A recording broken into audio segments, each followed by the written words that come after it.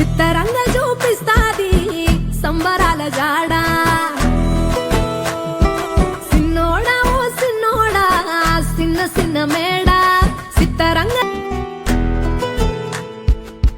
నువ్వు కన్న కలలే నిజమవుతాయి చూడు.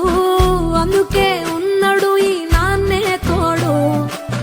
దశరథ మహారాజే నాన్నై పుట్టాడు. నువ్వు రాముడంత ఎదగరనేడు. చరితలు ఎన్నడు చూడని మమతల గూడే వీధిరో. సంపద అంటే ఏదో కాదురో, ఇంతకు మించి అది